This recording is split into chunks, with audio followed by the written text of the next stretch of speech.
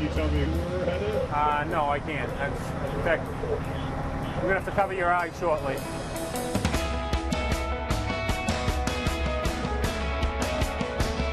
When I was a kid, we had a cereal made of uni, and no, I never saw an urchin until I was 2 years out of high school. A friend of mine, a mutual friend, was an urchin diver. I just saw his hands, which were covered in lumps and bumps from the urchin spines, and that was my first exposure of any sort to urchin. Once upon a time, it was designated for the garden. That's the part you can't film. Don't show that.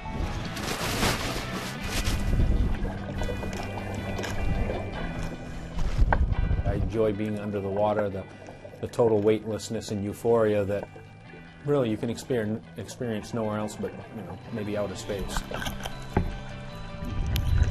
I have a really good idea of where the urchins are going to be. Most of the time I know where they're going to be, where I need to harvest, and where the best quality is going to be.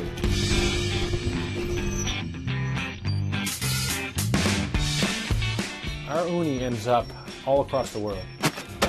There's a paste that's made up that ends up in Italy. There is processed uni that ends up in Japan or China or Korea or other Asian countries. Whole urchins end up here in the continental U.S. at high-end sushi restaurants. Domestically, people are really acquiring a taste for sushi and uni.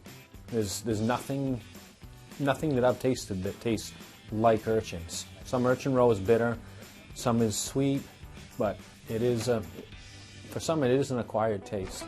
My job is sometimes the easiest job in the world, and sometimes my job is the most difficult job in the world as far as danger, in that we fish during the winter time.